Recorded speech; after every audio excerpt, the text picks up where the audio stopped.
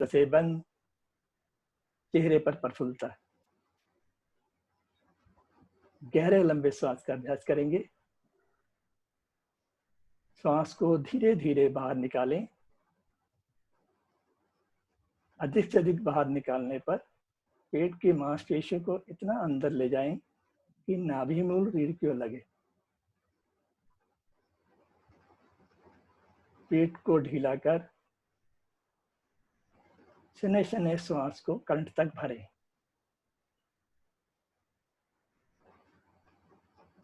इस प्रकार श्वास ले व छोड़ें।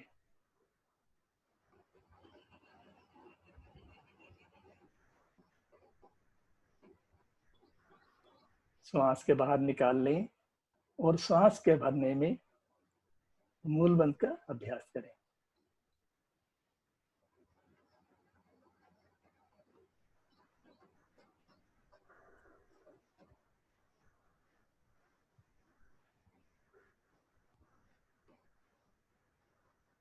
श्वास को बाहर निकालने में पेट की मांसपेशियों को थोड़ा प्रयास पूर्वक अंदर की ओर खिंचकाएं और आनंद पूर्वक श्वास भरना है।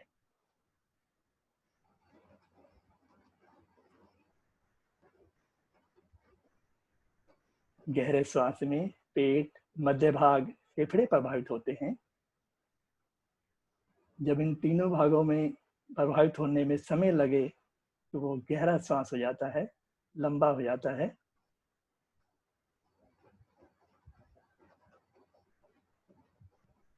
तीन बार ओम की ध्वनि, तत्पश्चात गायत्री मंत्र। श्वास भरने से पूर्व ध्वनि का अनुपात 2:1 का रखेंगे। सर्व मधुर,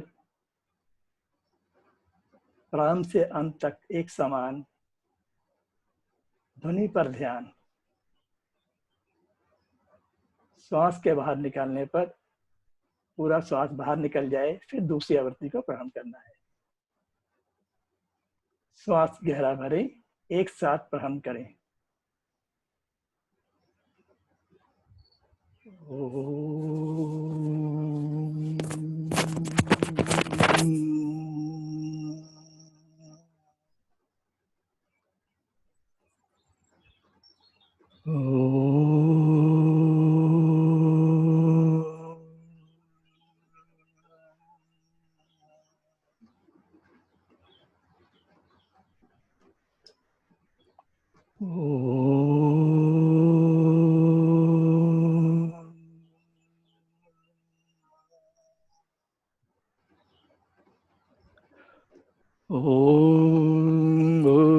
भूर्भुवः स्वः तत्सवितुर्वरेण्यं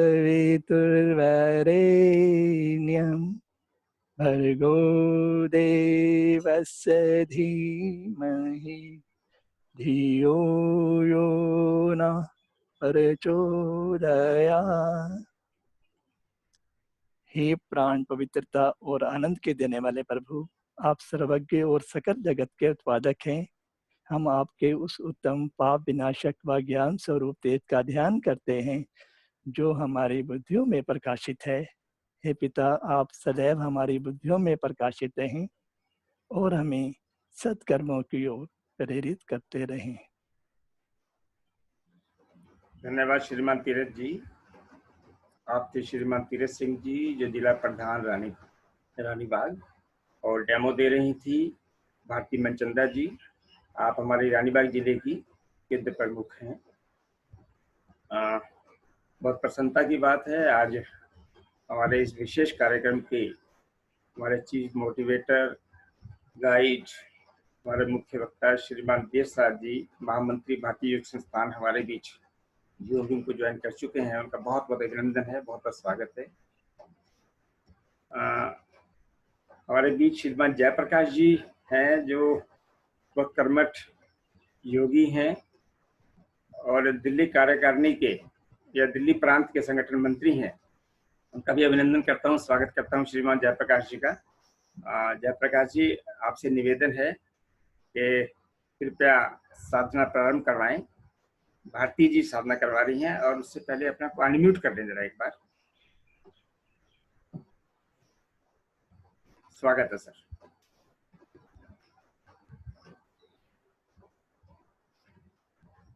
ठीक हो गया जी? जी हाँ जी। सैनी जी। जी जी सर। सैनी जी। जी सर जी। आवाज आ रही है? एकदम ठीक आ रही है सर, प्लीज कैरी ऑन। ठीक है, आ रही है सर, आ रही है। ठीक है। सभी को नमस्कार। हाँ, पहले इससे कि हमारे पूज्य महामंत्री जी सिद्धेश्वर जी हमें प्राणायाम के विषय में संबोधित करेंगे। आइए थोड़े समय के लिए हम लोग योगाभ्यास करते हैं। सबसे पहले करेंगे त्रिकोण आसन। अपने आसनों पर खड़े हो जाएं। दोनों पैरों में कंधों से थोड़ा अधिक फासला रखें। दोनों भुजाएं शरीर के साथ, हाथों की उंगलियां मिली हुई, दोनों भुजाएं नीचे की ओर खींची हुई। धीरे धीरे श्वास भरते हुए दाईं भुजा को तानते हुए ऊपर ले जाएं। हथेली का रुख अंदर की ओर हो। दोनों भुजाओं को ऊपर नीचे ताने और श्वास को बाहर निकालते हुए धीरे धीरे बगल से बाईं ओर झुकते जाएं। आगे या पीछे नहीं झुकना, बगल से झुकें, घुटने सीधे रहें। जहां तक चले गए वहीं पर जाकर स्थिर हो जाएं। श्वास को स्वाभाविक करके रुकें। ध्यान ले जाएं नाभि के पीछे रीढ़ में मणिपुर चक्र पर।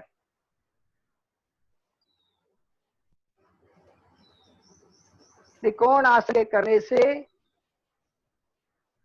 हमारे पेट के सारे अंग, लिवर, पैनक्रियास, हमारे गुर्दे, हमारी बड़ी आंतें प्रभाव में आती हैं। हमारी दोनों ओर की पसलियां प्रभाव में आती हैं और पूरी रीढ़ के साथ की मांसपेशियां प्रभावित होती हैं। धीरे धीरे श्वास भरते हुए ले जाएं भुजा को ऊपर। दोनों भुजाओं को ऊपर नीचे ताने और श्वास को बाहर निकालते हुए धीरे धीरे हथेली पलटते हुए भुजा को वापस ले आए। इसी क्रिया को बाईं ओर से दोहराना है। श्वास भरते हुए बाईं भुजा को ले जाएं ऊपर। दोनों भुजाओं को ऊपर नीचे ताने। श्वास को बाहर निकालते हुए धीरे धीरे दाईं ओर झुकते चले जाएं। हमारा प्रयास हो कि हमारा दायां हाथ पंजे तक चला जाए और बाईं भुजा पृथ्वी के समानांतर आ जाए।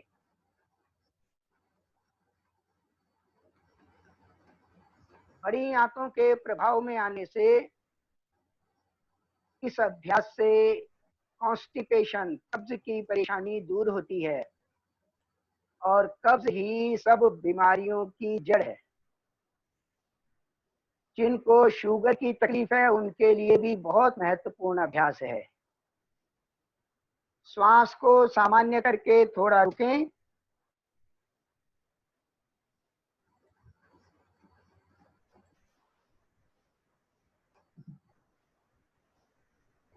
धीरे धीरे श्वास भरते हुए ले जाएं भुजा को ऊपर। दोनों भुजाओं को खींचें ऊपर नीचे। श्वास निकालते हुए धीरे धीरे वापस आएं।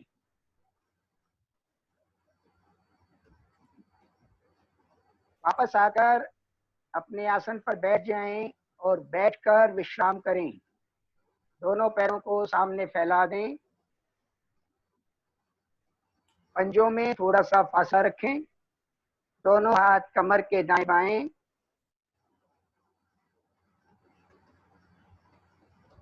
सामान्य से गहरा श्वास लें, गहरा श्वास छोड़ें, रिलैक्स करें।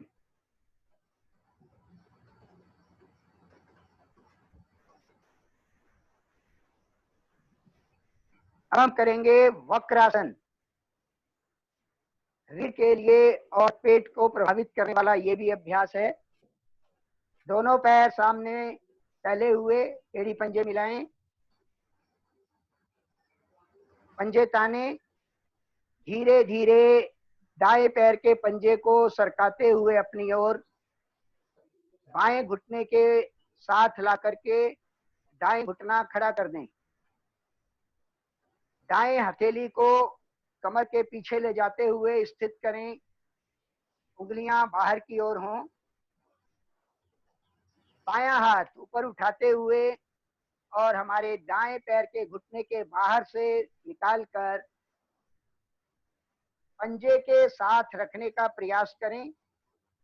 जिनकी हथेली पंजे के साथ पृथ्वी तक ना जा पाए, वो अपने दाएं पैर को जहां तक उनका हाथ गया वहीं से पकड़ लें और कमर, कंधे, गर्दन सब दाईं ओर को घुमाते हुए पीछे की ओर ले जाएं। बाएं हाथ की पकड़ पूरी बनी रहे।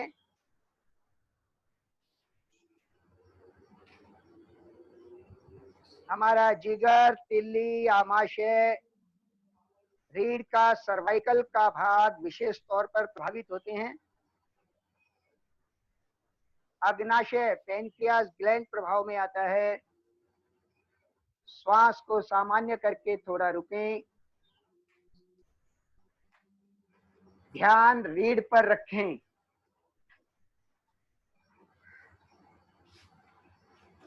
रीढ़ का घुमावदार अभ्यास है ये। अपनी एक्सिस पर हमने रीढ़ को घुमा रखा है।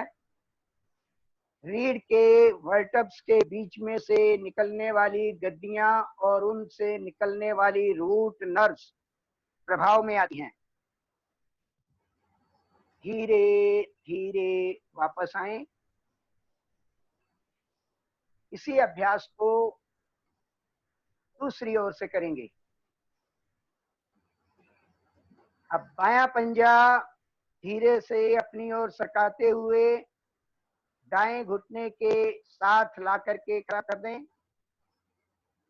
दायां हाथ घुटने के बाहर से लाते हुए पंजे के साथ रखने का हथेली को प्रयास करें। बाईं हथेली कमर के पीछे रखें और बाईं ओर कमर, कंधे, गर्दन सबको घुमाते चले जाएं अधिक से अधिक।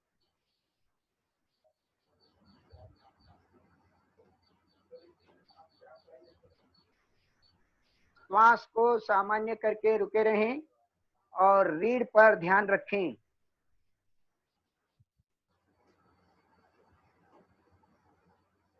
अभ्यास काल में निरंतर आंखें बंद रखना योग का पहला नियम है।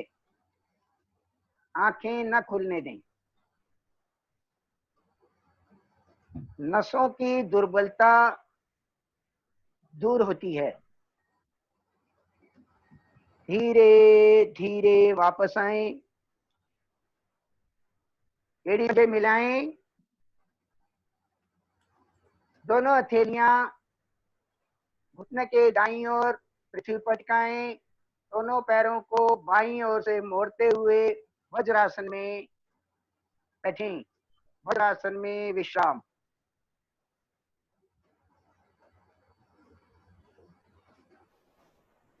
एक और अभ्यास करेंगे, बहुत उत्तम अभ्यास, उष्ट्रासन।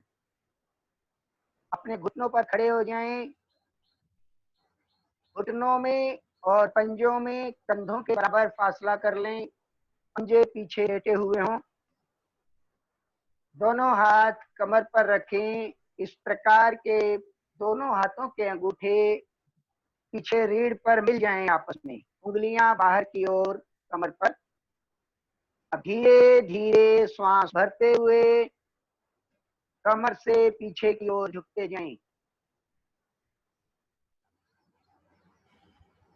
जिनकी कमर दोहरा हो जाए वो लोग अपना दाईं हथेली को दाएं पैर के तलवे पर, बाईं हथेली को बाएं पैर के तलवे पर ले जाकर स्थित कर दें।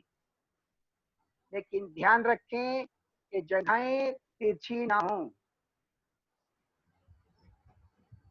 गहरा श्वास लें, गहरा श्वास छोड़ें, कुछ देर स्थिर हों,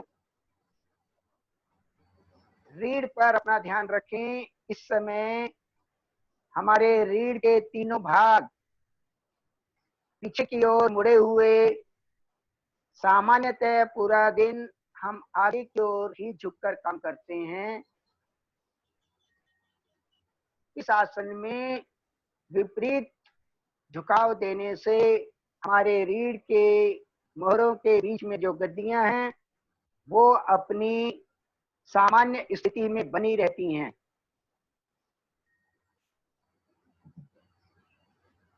हमारे फेफड़ों को प्रभावित करने वाला, रीढ़ के दोषों को दूर करने वाला, यौवन को बनाए रखने वाला बहुत उत्तम अभ्यास है।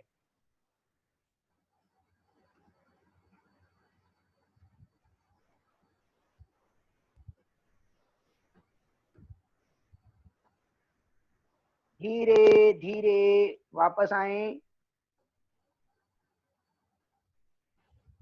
और विश्राम में बैठें।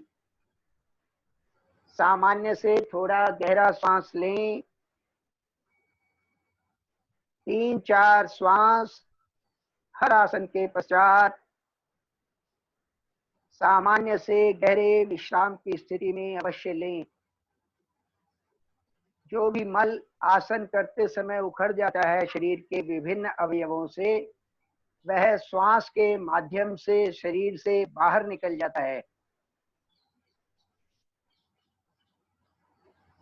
आइए 1-2 क्रियाएं प्राणायाम की करेंगे। वज्रासन को खोलें और पद्मासन में बैठें। जो पद्मासन न लगा पाते हो वो सिद्धासन या सुखासन में बैठें। पद्मासन ही सर्वश्रेष्ठ है साधना के लिए। कमर गर्दन सीधी, दोनों हथेलियां पलटकर घुटनों पर टिका दें। अभ्यास करेंगे कपालभाति प्राणायाम का।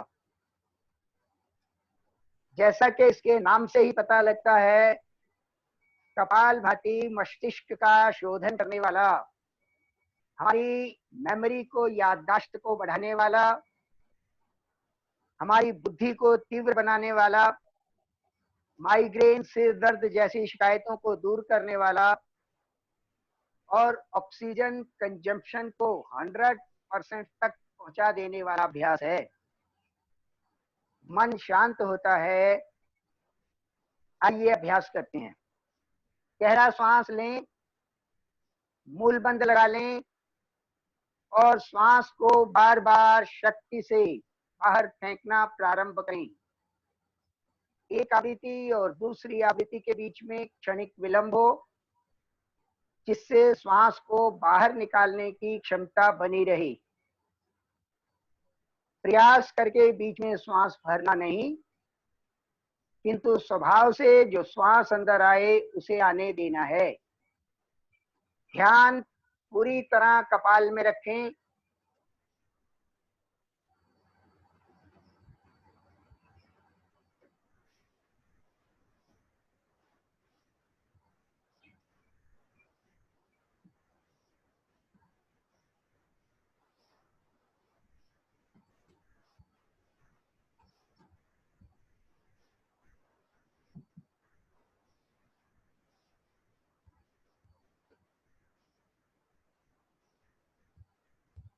कम से कम 50 स्टॉप अवश्य लगाने चाहिए हर साधक को।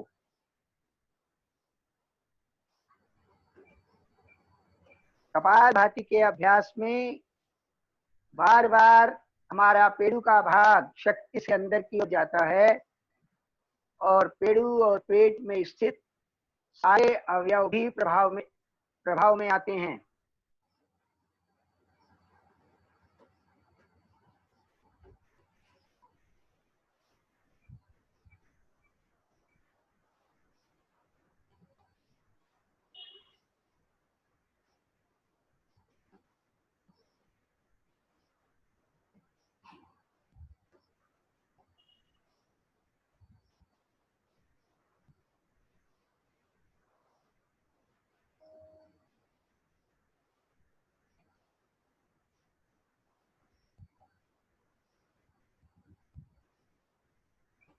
अब अधिकाधिक श्वास को बाहर फेंक दें और त्रिबंध में कुंभक में रुकें।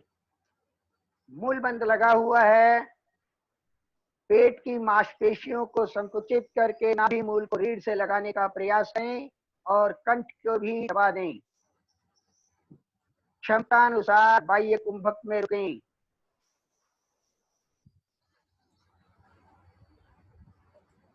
महर्षि पतंजलि ने योग सूत्र में समाधि पाद के 34वें सूत्र में लिखा है, प्रच्छर्दन विधारणाभ्याम व प्राणस्य।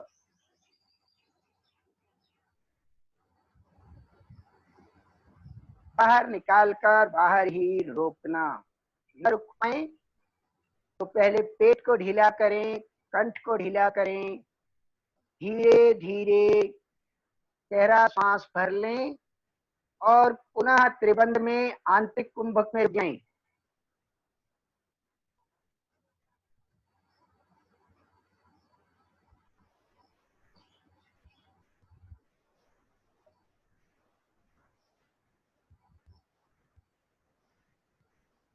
धीरे धीरे वापस बंद को खोलते हुए क्रमवार वापस आकर शांत बैठें। आंतरिक अवस्था का अवलोकन करें, मनः स्थिति को देखें।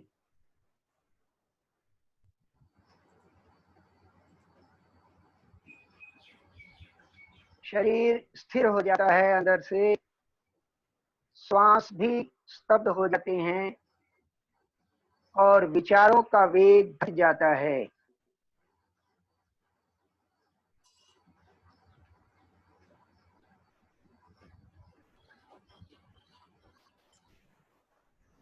मस्तिष्क से ही संबंधित एक और अभ्यास करेंगे, भ्रामरी प्राणायाम। बहुत सुंदर अभ्यास है ये। निरंतर अभ्यास से आपका मन शांत होता है और ध्यान और समाधि की ओर साधक बढ़ता है। प्रत्याहार की क्रियाओं में भी ये क्रिया शुमार होती है। हमारे मस्तिष्क के सेल्स को, कोशिकाओं को शांत भाव देने वाला, अनिद्रा, मिर्गी आदि के मानसिक जो मस्तिष्क से संबंधित विकार है उनको दूर करने वाला, हाई ब्लड प्रेशर, हाइपरटेंशन को ठीक करने वाला अभ्यास, भ्रमर के गुंजन जैसी मधुर ध्वनि, वाइब्रेशंस हमें मस्तिष्क में घुमानी है, पैदा करनी है और उन्हीं पर अपने ध्यान को केंद्रित करना है। विधि को सुनने के पश्चात ही कानों को बंद करें। दोनों अंगूठे कानों में डाल के कानों को बंद कर दिया जाता है। पहली दोनों उंगलियां हल्के से आंखों पर रखनी है, छोटी दोनों उंगलियां मुख पर, दाएं बाएं होठों पर रखनी। नासिका से गहरा श्वास भरना, मूल बंद लगाए रखना निरंतर, और फिर भंवरे के मधुर गुंजन जैसी ध्वनि करते हुए धीरे धीरे पूरा श्वास खाली करना। जब ध्वनि रुक जाती है तब भी भीतर थोड़ा सा श्वास बचता है, उसे और प्रयास पूर्वक खाली करके उन्हें श्वास भरें और दूसरी आवृत्ति करें। इसी प्रकार 5 आवृत्ति का अभ्यास आप करेंगे। स्थिति को लें, अंगूठे कानों में दबा कर रखें, दोनों पहली उंगलियां आंखों पर, दोनों छोटी उंगलियां मुख पर। प्रारंभ करें, गहरा श्वास भरें और प्रारंभ करें।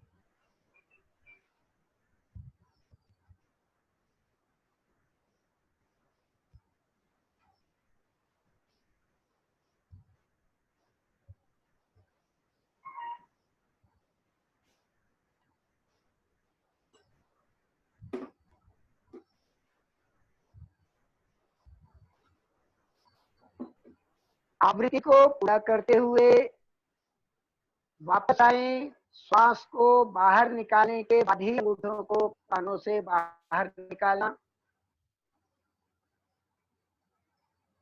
शांत भाव में बैठ मानसिक स्थिति का अवलोकन करें।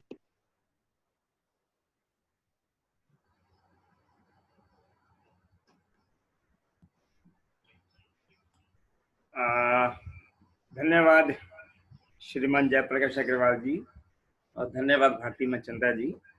आप थे जयप्रकाश अग्रवाल जी जो हमारे दिल्ली प्रांत के संगठन मंत्री हैं और योग में पूरी तरह से 24 घंटे जुड़े हुए हैं। योग खाते हैं, योग पीते हैं, योग ही इनका जीवन है। बहुत बहुत धन्यवाद जयप्रकाश जी।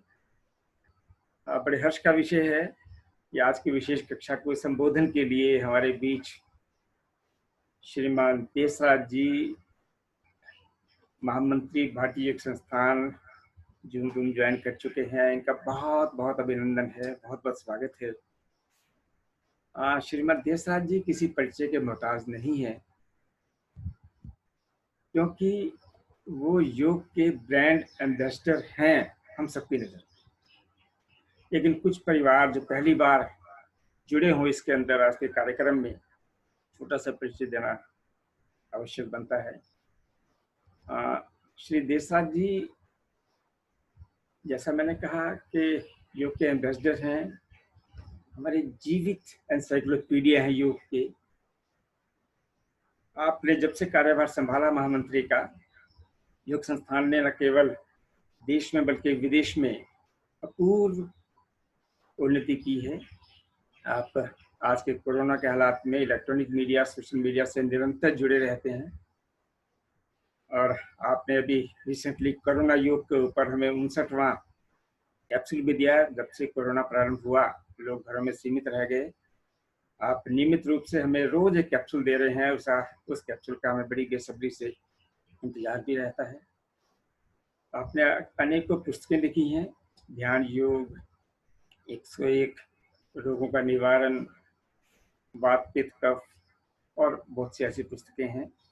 आप लोकसभा के चैनल पे 100 से अधिक कार्यक्रम दे चुके हैं। उस कार्यक्रम में देखकर हम सभी भारतीय योग संस्थान के लोग, देश के लोग, विदेश के लोग सभी आपका अनंत लाभ ले रहे हैं। आज बड़ी प्रसन्नता की बात है कि आप हमारे बीच में हैं इस विशेष कार्यक्रम में। सर, आपने अभी तक सैकड़ों हजारों कार्यक्रम किए होंगे और सभी कार्यक्रम अत्यंत सफल रहे हैं, क्योंकि आपका नाम और सफलता ये दोनों मैं समझता हूँ पर्यायवाची। तो मैं कह रहा था कि आपने सैकड़ों हजारों कार्यक्रम किए हैं और वो सभी सफल रहे हैं, और आपका आज का ये कार्यक्रम उन सैकड़ों हजारों कार्यक्रमों में से केवल एक कार्यक्रम है। लेकिन हमारे लिए आज का आपका हमारे बीच आना ये पहला ऐसा कार्यक्रम है जिससे हम बहुत ही हर्षित हैं, बहुत रोमांचित हैं, बहुत उत्सुक आपकी बात सुनने के। हमारा क्योंकि पहला कार्यक्रम है आपके साथ, ये हम रूबरू ऐसा लग रहा है कि जैसे मुझे प्रतीत हो रहा है कि जैसे मेरे घर में आके बैठा। इतनी आज के मीडिया के जबकि इतने लोग डिस्टेंसिंग की बात कर रहे हैं, फिजिकल डिस्टेंसिंग की, आप डिजिटल मीडिया से इतना जुड़े हुए हैं कि आपने दूरी को समाप्त कर दिया है। बल्कि लगता है कि शायद जब ये नहीं था कोरोना तब हमें मिलने में आपसे कुछ दिन लग जाते थे, आजकल हम नित्य प्रति आपसे मिल पाए। तो आपका बहुत बहुत आशीर्वाद हमें मिलता रहता है, आगे भी हम इसकी प्रतीक्षा करेंगे। आज आप प्राणायाम साधना के ऊपर हमें विशेष संबोधन करने वाले हैं, हम उसका बेसब्री से इंतजार कर रहे हैं। सर, मुझे एक याद आता है कि शायद नवंबर के महीने में 3 दिन का शिविर था, जब प्राणायाम के ऊपर आपने एक बात कही थी, जो बात मेरे दिल को इतना टच कर गई कि मैं उसको आपको मंच से अपने से पहले रिपीट करना चाहूंगा। आपने कहा था कि जिस प्रकार धातु को जब हम अग्नि में तपा लेते हैं, बार बार तपा लेते हैं, तो धातु शुद्ध और विशुद्ध होती चली जाती है। ठीक उसी प्रकार प्राणायाम की अग्नि में हम अपने इंद्रियों को इतना तपाते हैं, यदि तपा लें तो हमारी इंद्रियां भी हमारे वश में आ जाती हैं, तब जाती हैं, हमारे कंट्रोल में आ जाती हैं, और धीरे धीरे प्राणायाम से बढ़ के हम ध्यान की ओर, समाधि की ओर अग्रसर होना शुरू हो जाते हैं। मन पर हमारा पूरा काबू हो जाता है। ऐसी और सी बहुत सी बातों को सुनने के लिए हम उत्सुक हैं। मैं आपके बीच और ज़्यादा नहीं रुकना चाहता। आपको आग्रह करूंगा, निवेदन करूंगा, मंच आपके हवाले है। आपके संबोधन का इंतजार है। श्रीमान देसराज जी, महामंत्री भारतीय योग संस्थान।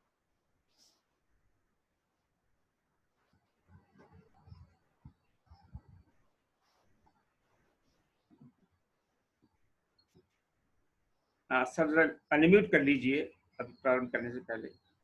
हाँ जी सर। ओम सहनावतु सहना भुनक्तु सह वीर्यं करवावहै तेजस्विनावधीतमस्तु मा विद्विषावहै। ओम शांति शांति शांति। आपकी मेन वीडियो आ रही है, मेरी वीडियो छोटी आ रही है क्या? सभी के साथ है, सभी के सामने ऐसा हो रहा है? सर ये वीडियो आपकी बिल्कुल ठीक हो गई। सबकी ऐसी आ रही है? नहीं, लेकिन मैंने हाईलाइट कर दिया सर, बाकी सब लोग बढ़िया रिकॉर्डिंग में देख पाएंगे। ठीक है सर, धन्यवाद। ओके। मातृशक्ति आदरणीय बंधुओं, आज के इस विशेष प्राणायाम साधना शिविर कहूंगा मैं इसको, मैं आप सबका हार्दिक स्वागत है। और मुझे कहा गया कि प्राणायाम साधना पर संबोधन किया जाए। मुझे लगा कि मुझे प्राणायाम की साधना करवानी है, पर ये आपने वार्ता का रूप दे दिया, तो कोई बात नहीं। अब मैं तो प्राणायाम साधना करवाने के लिए आपके मध्य आया था, एक सिंपल क्लास लेने के लिए, पर अब इसका रूप बदल देते हैं।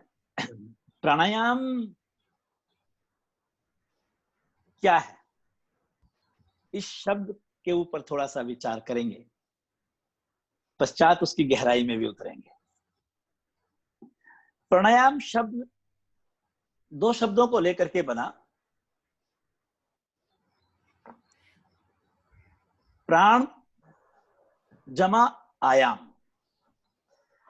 प्राण का अर्थ है ऊर्जा, प्राण का अर्थ है शक्ति, प्राण का अर्थ है जीवन, प्राण का अर्थ है गति। प्राण वायु की वह अंतरंग शक्ति है, जब पिंड शरीर के संपर्क में आती है तो इस जीवन का शुभारंभ होता है, और जब इसका रिश्ता टूट जाता है इस पिंड से, तो राम नाम सत्य हो जाता है। प्रजमा अणु, अर्थात जो अणु से भी पहले जो शक्ति थी, उसे प्राण की संज्ञा दी गई है शास्त्रों में। और आयाम का अर्थ है विस्तार करना, किसी चीज का प्रसारण करना, फैलाना। आयाम, यहां पर प्राण का आयाम किया जाता है, प्राण का विस्तार किया जाता है, प्राण का सृजन किया जाता है, प्राण को दिशा दी जाती है, प्राण को कमाया जाता है, प्राण को संचित किया जाता है, प्राण को नियंत्रित किया जाता है। जब हम प्राणायाम का अभ्यास करते हैं, ये एक ऐसी सुंदर तकनीक है जिससे कि मेरे शरीर का एक एक अंग प्राणिक ऊर्जा से ओतप्रोत हो जाता है। जैसे सूखते हुए पौधे को हम पानी देने लगते हैं तो पौधा दोबारा हरा होता हुआ नजर आता है, बस प्राणायाम की साधना ऐसी साधना है। प्राणायाम की साधना केवल मेरे इस स्थूल शरीर को नहीं, मेरे सूक्ष्म शरीर और मेरे कारण शरीर की कार्यों को भी प्राण के द्वारा ही संचालित किया जाता है। अभी सैनी जी कोई नवंबर के शिविर की बात कर रहे थे, वो मनुस्मृति का एक सूत्र है, धयन्ते धमाय मा नाना नाम धातु नाम ही यथा मला तथे इंद्रिया नाम धयन्ते दोषा प्राणस्य निग्रहात्। प्राण एक ऐसी ऊर्जा है, प्राण एक ऐसी शक्ति है, प्राण एक ऐसी अग्नि है, अगर इसका हम आयाम कर लें तो इसमें एक अग्नि जो पैदा होती है, उससे हमारे शरीर की, हमारी इंद्रियों की, हमारे मन की अशुद्धताओं को हम उसका शोधन कर सकते हैं। ठीक उसी प्रकार जैसे धातु को अग्नि में तपा करके उसे शुद्ध किया जाता है, तो ये शरीर, प्राण और मन, इंद्रियों को शुद्ध करने के लिए हम अपने शरीर में प्राणायाम के द्वारा प्राण रूपी अग्नि को इतना प्रज्वलित करते हैं, इतना अच्छा बना देते हैं, उसकी गुणवत्ता को, उसकी मात्रा को हम इतना सुंदर बना लेते हैं कि हमारे शरीर के, हमारे मन के, हमारे इंद्रियों के सारे दोस्त हो जाते हैं। आज प्राणायाम को जो अभी साधना करवाई जयप्रकाश जी ने, माननीय श्री जयप्रकाश जी ने, उसके साथ प्रैक्टिकल में थोड़ा जोड़ने का प्रयास करेंगे। आप बड़ी बड़ी वार्ताएं तो सुनते रहते हैं। हमारे शरीर के भीतर जब हम प्राणायाम की क्रिया करते हैं, शायद आम आदमी ये नहीं जानता कि श्वसन क्रिया कितने स्तरों पर होती है। वास्तव में श्वसन प्रश्वसन शरीर में 2 स्तरों पर होता है। साइंस कहती है, ये मैं नहीं कहता, external respiration and internal respiration, अर्थात बाहरी श्वसन और आंतरिक श्वसन। बहुत साइंटिफिक बात आपके साथ डिस्कस करेंगे, आप इसको ध्यान से समझना, क्योंकि कई बार योग को हम हल्के से ले लेते हैं। अगर इसको शरीर के साथ जोड़ करके, सिस्टम्स के साथ जोड़ करके, ऑर्गन्स के साथ जोड़ करके साइंटिफिकली समझा जाए तो ये कमाल की विद्या है। योग की विद्या इतनी छोटी विद्या नहीं है। जो एक्सटर्नल रेस्पिरेशन है वो मेरे फेफड़ों में होता है। बाहर से आपने श्वास के माध्यम से ऑक्सीजन को ग्रहण किया और वायु कोशों के अंदर उसकी भित्ति के ऊपर जो घनी पतली रक्त कोशिकाओं की जो घना जाल बिछा रहता है, इन दोनों के संपर्क में आने से रक्त में ऑक्सीजन को खींच लिया जाता है और निष्कासित किया जाता है कार्बन डाइऑक्साइड जैसी गैसेस को, जिसे शरीर में जिसकी आवश्यकता नहीं है। ये हमारा एक्सटर्नल रेस्पिरेशन होता है।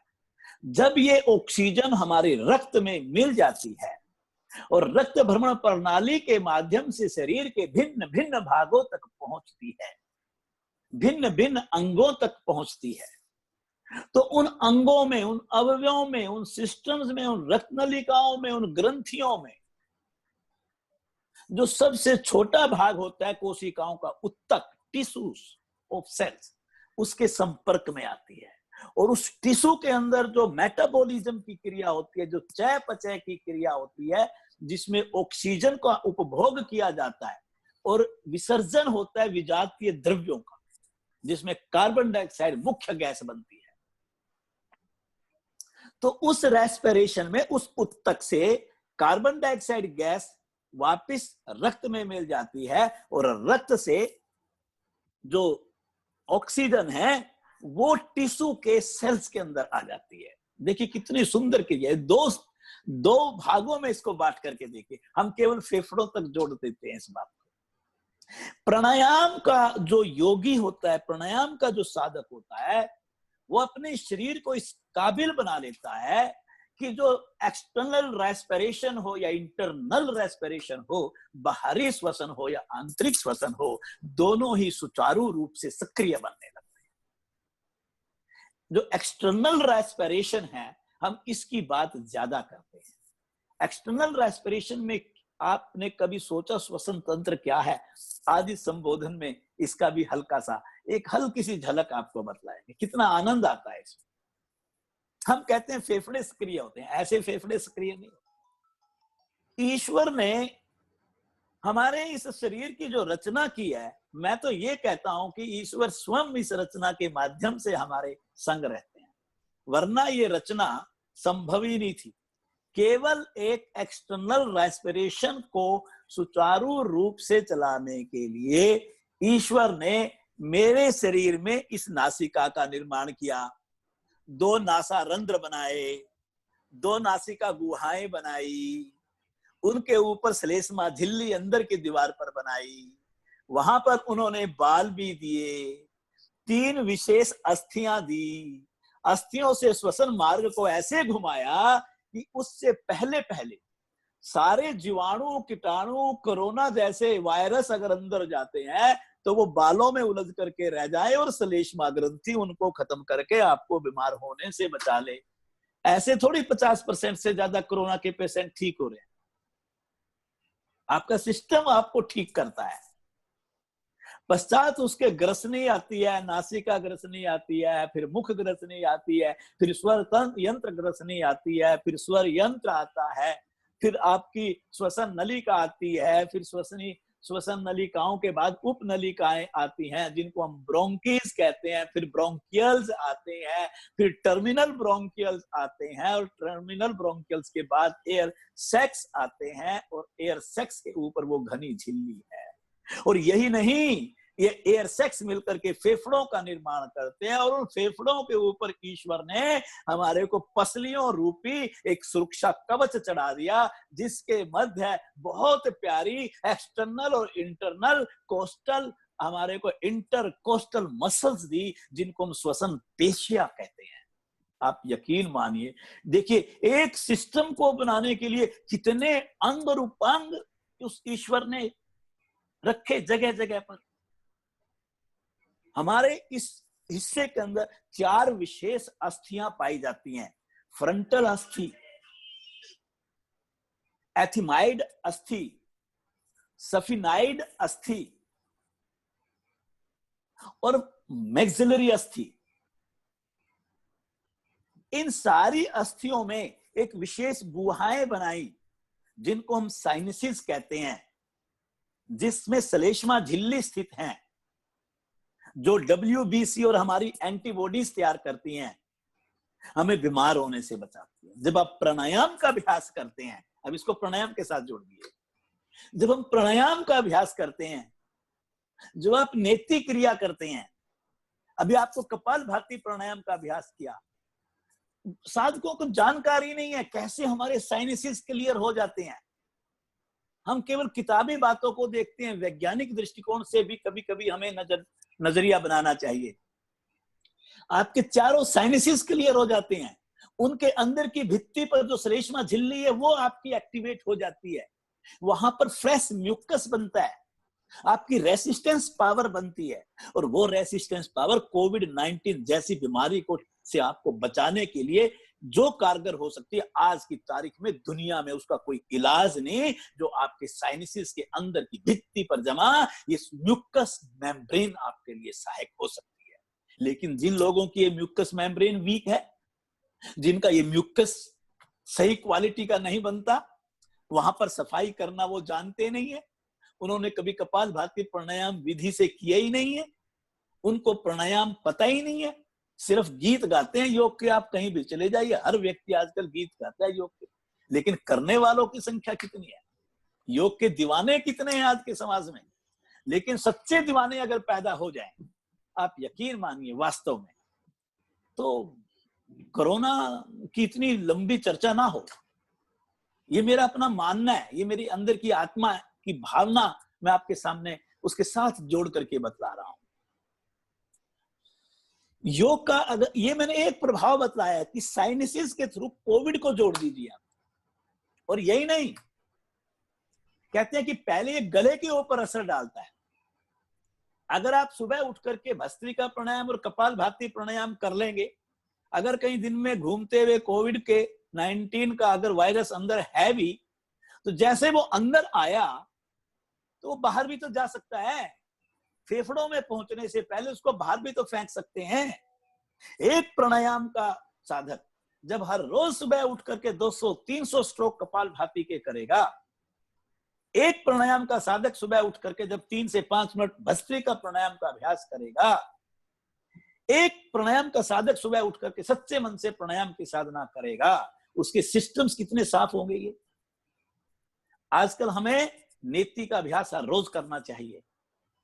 तो इसलिए आज मैं प्राणायाम को वर्तमान की जरूरत के साथ जोड़ करके बतला रहा हूं। और यही नहीं, आपके जितने भी अंग हैं, चाहे पैरों की पिंडलियां हैं, चाहे आपकी बड़ी आंतें हैं, चाहे आपकी छोटी आंतें हैं, चाहे आपका पक्वास्य है, चाहे आपका अग्नाशय है, चाहे आपका पित्ताशय है, चाहे आपका अमाशय है, आपको पता है कितने महत्वपूर्ण अंग हैं आपके शरीर के। पूरे जीवन में आपके शारीरिक शक्ति, आपकी पोषण शक्ति, आपकी जीवन शक्ति इन अंगों के ऊपर आधारित है। जितना आपका पाचन सुदृढ़ होगा और जितना आपका विसर्जन सहज होगा, आप उतने ज्यादा स्वस्थ रहेंगे। और आप यकीन मानिए कि बड़ी आंतों के अंदर स्पंदन पैदा करने वाला कोई शक्ति है तो वो प्राण ऊर्जा है। और जब आप अग्निसार प्राणायाम का अभ्यास करते हैं, आप कभी सोच सकते हैं कि उस समय आपकी बड़ी आंतों को कैसे आप उठा पटक होती है उसकी, वो आगे पीछे। आप समझते हैं कि अग्निसार प्राणायाम में आपकी जो नाभि वाला भाग है उसको कैसे बारंबार आप अंदर बाहर करते हैं। आप अपने शरीर के हर अंग को वाक करते हुए प्रभाव में ला सकते हैं, लेकिन छोटी आंतें जो आपकी अग्निसार प्राणायाम के अंदर प्रभावित हो सकती हैं, इसीलिए अग्निसार प्राणायाम भी है, अग्निसार क्रिया भी है। आप एक जरूर किया करो सभी, जब क्लास में करवाते तो उसको अग्निसार प्राणायाम बोला करो, हम बोलते हैं अग्निसार क्रिया। शायद बुक में भी ये लिखा हो, पर आपको एक सुंदर बात बतला रहा हूं। गलतियां तो पीछे हमसे भी बहुत हुई होंगी और हमारे से वरिष्ठ जो अधिकारी हैं उनसे भी हुई होंगी। गलतियां तो इंसान से होती रहती है, मैनुअल वर्क में एरर नहीं होंगे, ऐसा तो हो ही नहीं सकता। अग्निसार क्रिया शुद्धि क्रिया है, अग्निसार प्राणायाम है। आप कभी शास्त्र उठा करके देखिएगा तो आप जब अग्निसार प्राणायाम और प्रभाव एक जैसे हैं दोनों, आपकी आंतों की मसाज होती है जबरदस्त। आपको डायबिटिक नहीं हो सकती अगर आप अग्निसार प्राणायाम का अभ्यास ठीक से कर ले हर रोज। आपको लीवर के दोष नहीं आ सकते कभी भी। और सुंदर बात बतला रहा हूं, जब आप इस प्राणायाम का अभ्यास करते हैं तो एब्डोमिनल ओबेसिटी ठीक होती है। और जब एब्डोमिनल ओबेसिटी ज्यादा होती है, कभी भी नोट कीजिएगा, आपके जो मसल्स हैं एब्डोमिनल मसल्स, उनके काम करने की क्षमता नीचे आ जाएगी। जब उनके काम करने की क्षमता नीचे आएगी तो अंदर के सारे जितने भी हमारे ऑर्गन्स हैं वो स्लो हो जाएंगे। और जब वो स्लो हो जाएंगे तो आपके शरीर के अंदर चर्बी ज्यादा बनेगी कि वो एब्डोमिनल ओबेसिटी आपकी बॉडी की ओबेसिटी बन जाएगी और न जाने कितने बीमारियां आपको बीपी का पेशेंट बना देगी, आपको इंडाइजेशन का पेशेंट बना देगी, आपको हार्ट का पेशेंट बना देगी, आपको लीवर का पेशेंट बना देगी, आपको अस्थमा का पेशेंट बना देगी। क्योंकि एब्डोमिनल ओबेसिटी जब ऊपर की तरफ जोर मारती है तो आपका जो मध्यपट है, मध्यपट क्या बोलेंगे अंग्रेजी में उसको डायफ्राम बोलते हैं। जो मध्यपट है उसकी जो अप डाउन आपके जो मूवमेंट है वो कम हो जाती है। जैसे हम गहरे लंबे श्वास करते हैं तो गहरे लंबे श्वास में ये एक बार ऊपर की तरफ जाता है डायफ्राम, एक बार नीचे की तरफ आता है, तो ये हमारी सारी मसाज कर देता है पेट और फेफड़ों। जब आपकी एब्डोमिनल ओबेसिटी बढ़ जाती है तो आपके फेफड़ों को फूलने के लिए, फैलने के लिए, ज्यादा ऑक्सीजन ग्रहण करने के लिए जगह ही नहीं मिलती। आप कभी एक बात नोट करना कि जो मोटा व्यक्ति होता है वो 4 सीढ़ी चढ़ ले और हमारे और आप जैसे पतले लोग 4 सीढ़ी चढ़ ले। 4 सीढ़ी चढ़ने के बाद हमारा श्वास नॉर्मल रहेगा और मोटे व्यक्ति का श्वास नॉर्मल नहीं रहेगा, एबनॉर्मल हो जाएगा, वो श्वास फूल जाएगा क्योंकि उसके फेफड़ों के अंदर मोटापे के कारण वो दम नहीं रहता। जितना श्वास अंदर ग्रहण करना चाहिए उतनी फैलने के लिए उसको जगह मिलती ही नहीं।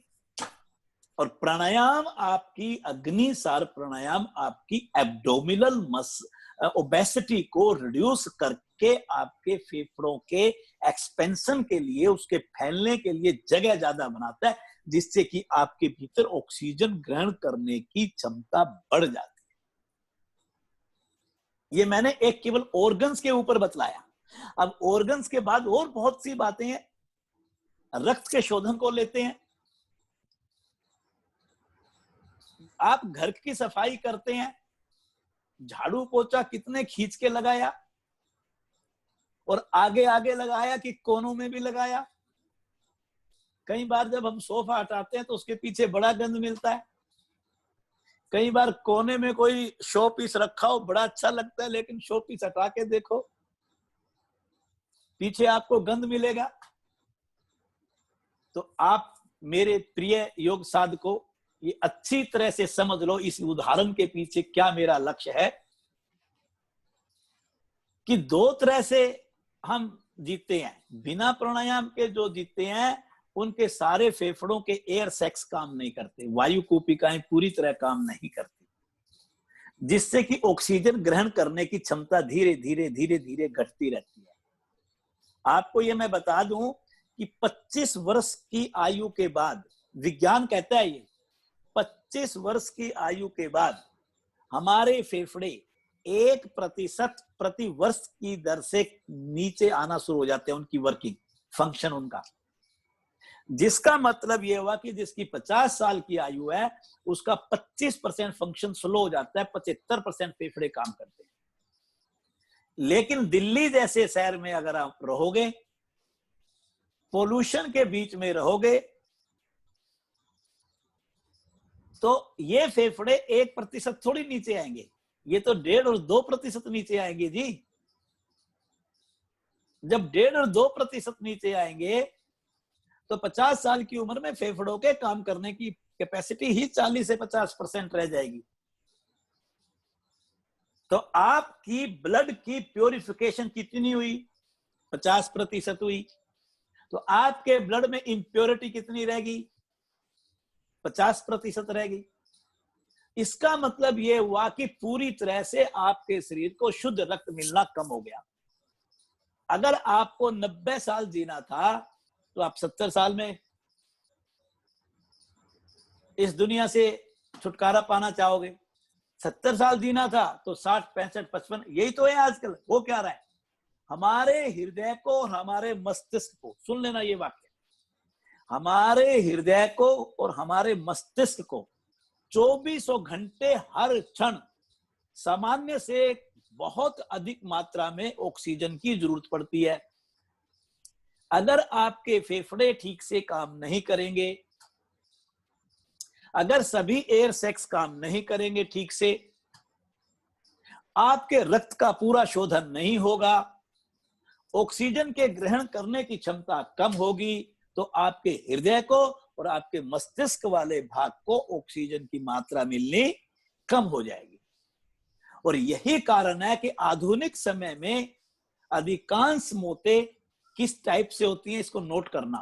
हृदय रोग से होती हैं, बीपी का रोग सबसे ज्यादा मिलेगा, स्ट्रोक पड़ना समझ गए, पैरालिसिस होना, मस्तिष्क से संबंधित दोष आना, नर्वस सिस्टम का दोष आना, ये सारा आपके मस्तिष्क वाले भाग में ऑक्सीजन की कम मात्रा पहुंचने का एक बहुत बड़ा कारण हो सकता है।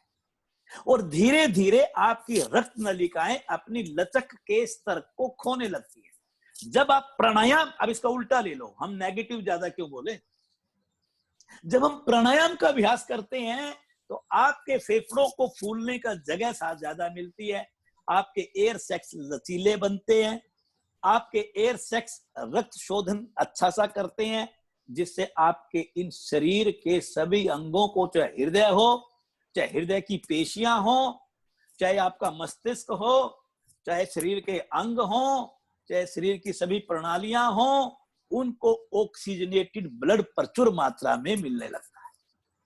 ये बात को समझना।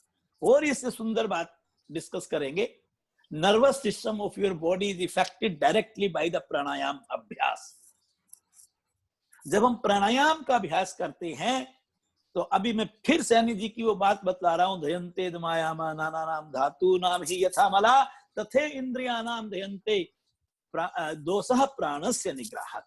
अर्थात उस समय हमारे शरीर के भीतर, अब मैं अपने शब्दों में अर्थ बतलाऊंगा, शाब्दिक अर्थ नहीं बतलाऊंगा, इसका आप भाव ये समझिए कि जब हम प्राणायाम का अभ्यास करते हैं तो हमारे भीतर एक अग्नि ज्यादा पैदा होती है, और अग्नि तत्व का सीधा रिश्ता हमारे नर्व से है।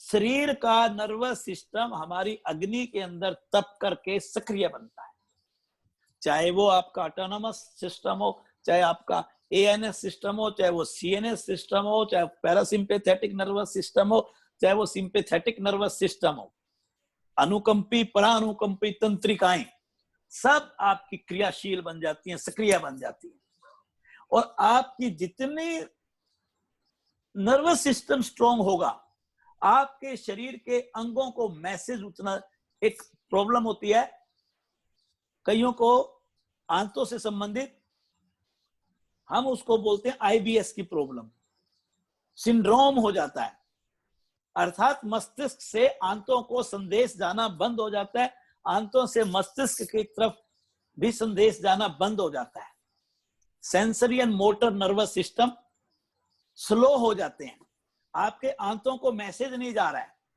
आप कहते हैं कि मैं तो तोरी की उबली हुई सब्जी खाता हूं, मैं तो घिया की उबली हुई सब्जी खाता हूं, फिर हम आपको कहते हैं भी खाना 7 बजे तक खा लिया करो, आप कहते हैं जी मैं तो 6:30 बजे खा लेता हूं, और मैंने सारे इलाज कर लिए फिर भी मेरा कब्ज नहीं टूटा। आप समझ लीजिए, ऐसा हो सकता है कि आपका नर्वस सिस्टम जिसने कि आंतों को एक्टिवेट करके मुझसे वो काम लेना था, अगर आपके पंखे के अंदर दोस्तों करंट ही नहीं पहुंचेगा, पंखा बढ़िया क्वालिटी का है, ब्रांडेड है, बहुत अच्छा है, ठीक है, कोई डिफेक्ट नहीं है, तार लगा हुआ है, स्विच बोर्ड भी है, लेकिन बिजली की सप्लाई नहीं है, तो आप बताइए पंखा चलेगा क्या? बोलिए, पंखा नहीं चलेगा, पंखा नहीं चलेगा। तो आपकी नर्व्स तो का जाल तो पूरे शरीर में बिछा हुआ है, लेकिन उसके भीतर से जो संदेश जाने चाहिए थे वो संदेश आ जा नहीं रहे हैं। जब आप प्राणायाम का अभ्यास करते हो, फिर प्राणायाम से जोड़ दीजिए इसको, ये आत्मिक संबोधन कर रहा हूं मैं, क्योंकि मैंने पहले कहा कि आज मैं साधना, मैंने प्राणायाम साधना शब्द पढ़ा हुआ देखा था, मैंने कहा मुझे साधना करवानी है, आपने संबोधन बोल दिया तो मैंने संबोधन की तरफ उसको प्रैक्टिकल के साथ जोड़ करके आपके साथ चर्चा कर रहा हूं। जब हम प्राणायाम की साधना करते हैं तो आप सच मानिए कि आपकी जो ये नर्व्स हैं ये बहुत अच्छे से काम करती हैं। इसको बंद करो, ये बहुत अच्छे से काम करने लग जाती हैं। आपका मोटर नर्वस सिस्टम और सेंसरी नर्वस सिस्टम, आवागमन जो मस्तिष्क के साथ अंगों के स्नायु तंत्र का है वो बहुत सुंदर बनने लगता है। आपने देखा पैरालिसिस का रोग क्या होता है, एक तरफ की नर्व्स बैठ जाती हैं आपकी। आजकल तो न्यूरोलॉजी का बड़ा प्रचार हो गया, लेकिन अगर कोई न्यूरोलॉजी डिपार्टमेंट को आप अपने बढ़िया रखना चाहते हो, बुढ़ापे में अपनी याददाश्त को अच्छा बनाना चाहते हो, इन अंगों को सक्रिय बनाना चाहते हो, तो आप प्राणायाम की साधना करो, प्राणायाम की साधना। आइए इसका थोड़ा सा एक दूसरा पक्ष भी देख लें। दूसरा पक्ष क्या? मानसिक स्तर।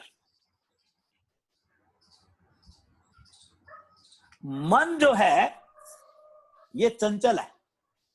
कल आपने मेरा कार्यक्रम सुना होगा, आज क्या दिन है? आज संडे है। कल शनिवार को मैं बोल रहा था कि गीता में एक वो अभ्यास वैराग्य भ्रांत निरोधा एक सूत्र आया था कल, सूत्र 12 है वो समाधिपाद का।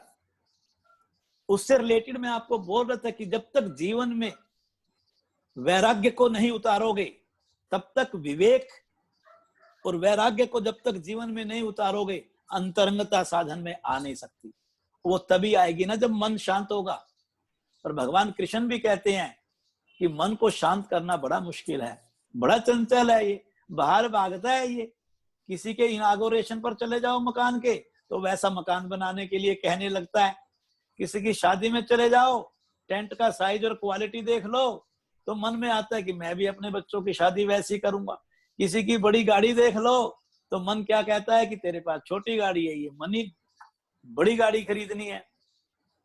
बड़े बड़े शोरूम, बड़ी बड़ी गाड़ियां, बड़े बड़े मकान, ये जो इच्छाएं कामनाएं जो हैं ये मुझे शांत नहीं होने देती। लेकिन आप सच मानिए, जब शरीर के भीतर प्राणिक ऊर्जा संतुलित रूप में बहती है तो ये केवल इस शरीर को ठीक नहीं करती, ये मेरे मन को भी ठीक करती है, मेरे मन को शांत करती है। इसका एक उदाहरण देता हूं आपको बड़ा सुंदर। जो प्राणायाम की साधना नहीं करते, आप कभी भी चेक कर लेना, उनके 1 मिनट में 18 से 20 श्वास मिलेंगे।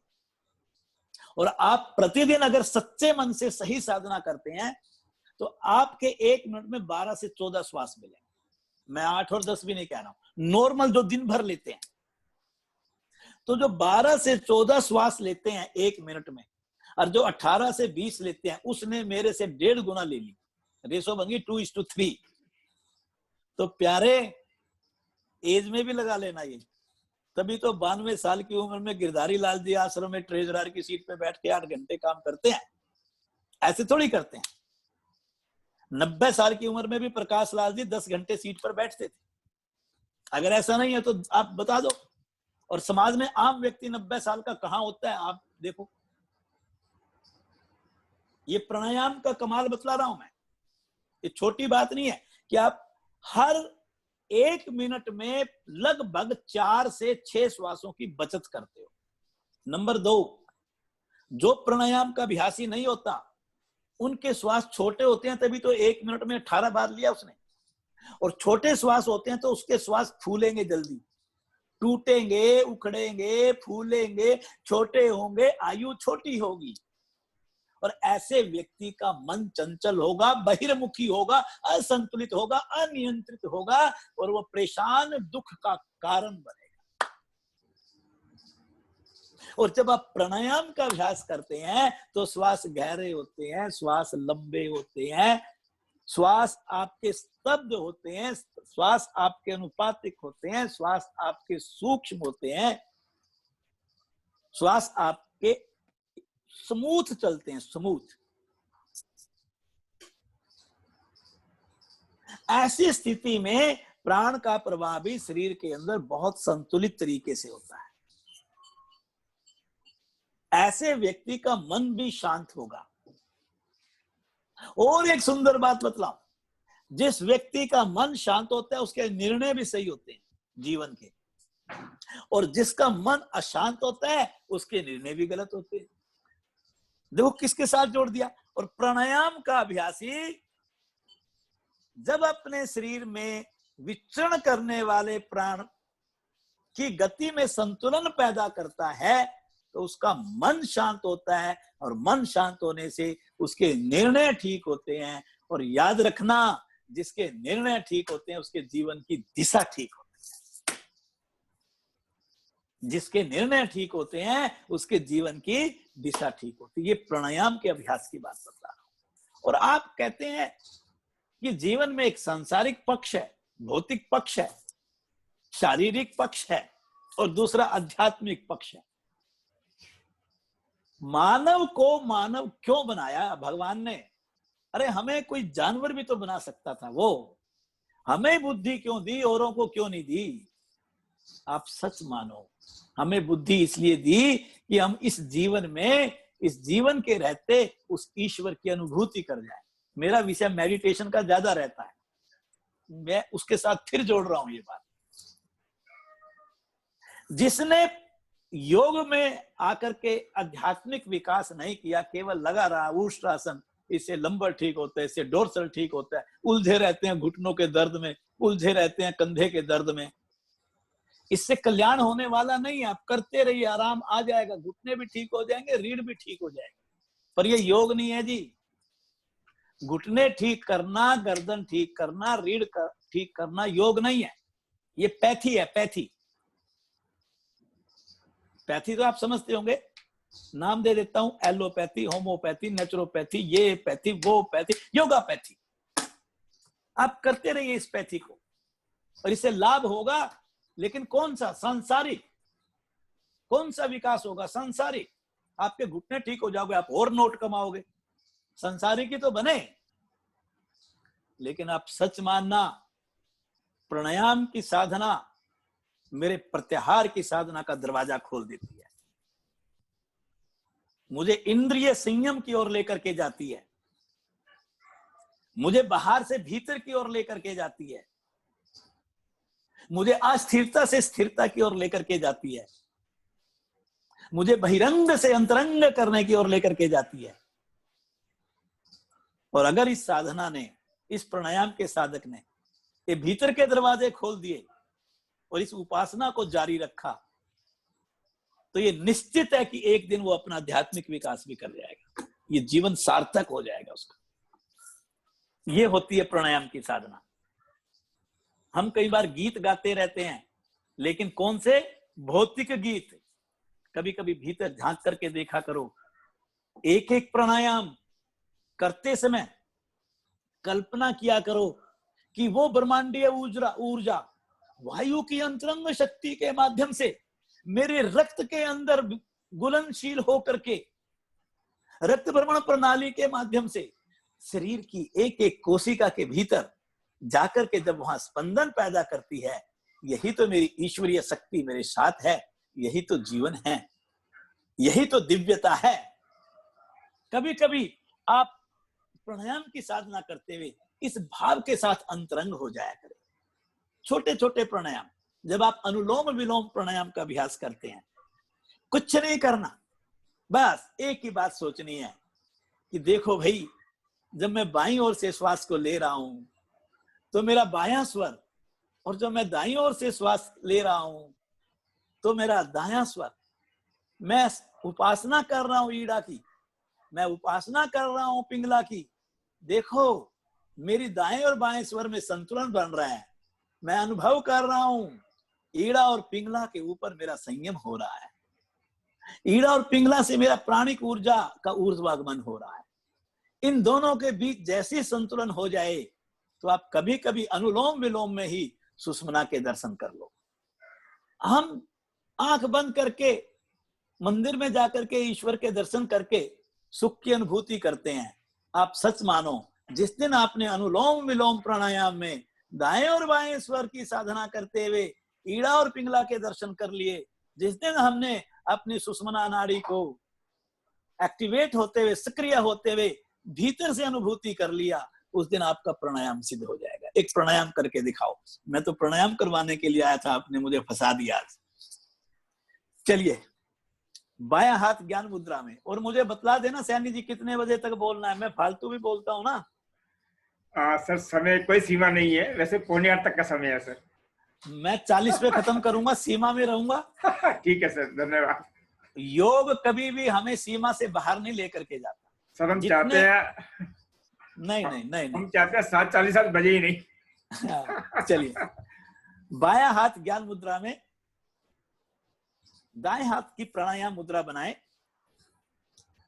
आप पहले मेरे साथ चलेंगे, दाएं हाथ को जैसे मैंने किया वैसे कीजिए। पहली 2 उंगलियों को मोड़ करके अंगूठे की गद्दी के साथ लगा दीजिए। देखिए मेरी दोनों उंगलियां अलग अलग होगी जो खड़ी हुई है। हमें अलग अलग नहीं होना। योग का मतलब जुड़ना, ये जोड़ दिया। अब यहीं से इसको ऐसे घुमा दीजिए। दाई नासिका और बाई नासिका की जो हमारी अस्थि है उससे अंगूठे और अनामिका की टिप्स को स्पर्श करवाइए। आंखें कोमलता से बंद, मेरुदंड गर्दन से सर सीधा। बाईं ओर से अनामिका और कनिष्ठा को हटाते हुए एक लंबा श्वास भीतर भरिए।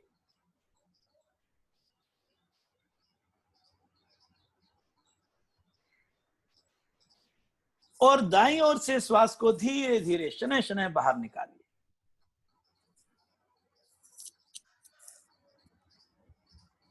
अब इसे विपरीत दिशा से कर दीजिए। दाएं से भरना और बाएं से निकालना, पर जैसे मैंने कहा था वैसे मन में भाव लाइए। जब बाएं से श्वास भर रहा हूं तो आप ईड़ा का ध्यान कीजिए, और जब मैं दाएं से भर रहा हूं तो पिंगला का ध्यान कीजिए।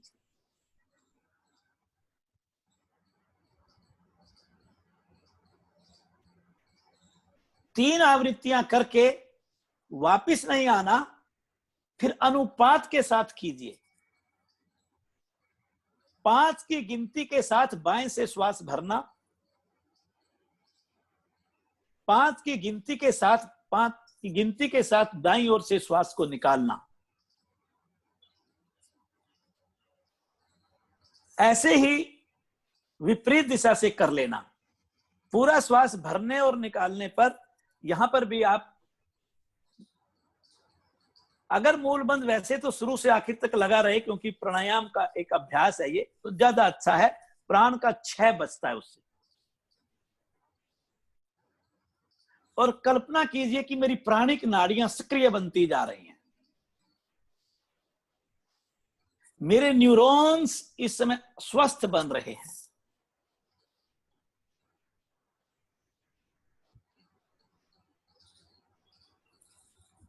अनुपातिक स्तर पर 3 आवृत्तियां करते हुए धीरे धीरे वापस आएंगे आप। लेकिन बाईं ओर से प्रारंभ हुआ था, अंत में बाईं ओर से ही श्वास को बाहर निकालते हुए लौटेंगे आप।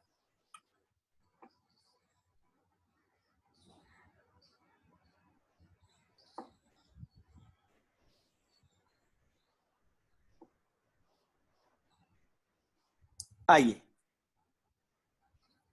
वापिस आ जाइए। मैं सोच रहा हूं कि इसके अतिरिक्त मैं ज्यादा ना बोलूं, क्योंकि ज्यादा ज्ञान कई बार अपच पैदा कर देता है। मुझे याद आ गया कि कुछ प्रश्नोत्तर की बात भी कोई लिखी हुई थी, कोई आपकी सूचना थी, तो मैं 15 मिनट प्रश्नोत्तर के लिए दे देता हूं, क्योंकि फिर समय ज्यादा हो जाएगा तो अच्छा नहीं लगेगा हमारे साधकों को भी, और दिनचर्या भी कहीं ना कहीं अव्यवस्थित होती है। सर आपका इन शब्दों में धन्यवाद करूं। वास्तविकता ये है, नहीं धन्यवाद करो मत, हम अपनों का कर ही नहीं सकते। आप इतने अपने किए जाता ही नहीं, शब्द भी नहीं है हमारे पास, कर भी नहीं सकते। सर हम सोच के तो आए थे, जाने ये पूछेंगे वो पूछेंगे, ये बात करेंगे। आपने इस कैप्सूल में 35-40 मिनट के कैप्सूल में इतनी सारी बातें बता दी, अब कुछ लगता है प्रश्न पूछने को बचा ही नहीं कुछ। हम सुनते जाते बहे चले जा रहे थे। हम तो उस मानसिक दशा प्रश्न पूछने से हट गई थी। हम तो सुनने में इतने रिसीविंग एंड पे इतना मजा आ रहा था। खैर आपने कहा है तो मतलब प्रश्न को बचा ही नहीं, क्या पूछा जाए, मेरे मन में बिल्कुल नहीं बचा। लेकिन सर मैं जो हमारे जो दर्शक हैं, अगर आप कहें तो पहले दर्शकों से 1-2 प्रश्न उनके मन में हाँ, अगर हो सके तो जो भी पूछे उसकी फोटो मैं जरूर देखना चाहूंगा। ठीक है सर। वो उनका वीडियो आप 1 सेकंड के लिए ऑन करते रहना, ताकि इस बहाने से मेरे को भी अपने साधकों के से साक्षात होने का मौका मिलेगा। बहुत सुंदर सर। तो जो साधक सुन रहे हैं या जो दर्शक सुन रहे हैं, देख रहे हैं कार्यक्रम को, यदि उनका प्रश्न हो तो कृपया जल्दी से हाथ खड़ा कर दें। जो वरिष्ठ अधिकारी होते हैं उनसे तो मेरा बार बार मिलना होता रहता है, उनके प्रश्नों का उत्तर तो बहुत देते हैं, बल्कि जितना दर्शकों साधकों जो सामान्यतः जिनसे मिलना नहीं होता, उनके प्रश्नों के उत्तर देने में ज्यादा आनंद आएगा। सभी का आएगा, वो दूसरे ये ना सोचे कि उनको, लेकिन जिनको मौका नहीं मिलता पूछने का वो पूछेंगे तो और ज्यादा बढ़िया होगा। ठीक है सर। कुछ लोगों ने हाथ खड़ा किए, मैं देखता हूँ कौन कौन लोग हैं।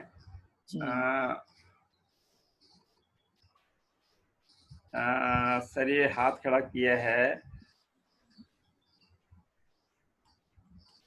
उनको बस ऑडियो पे ले आओ। मैं ले आता हूँ सर, ले आता हूँ। ऐसे रैंडमली लो, रैंडम सैंपलिंग होती है जो ऐसे ले आओ। मैं देख रहा हूँ सर, बिल्कुल देख रहा हूँ, जिन्हीं को देख रहा हूँ सर, जिनको हाथ खड़े किए हैं।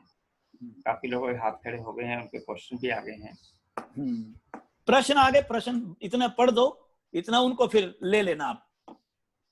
ठीक है सर।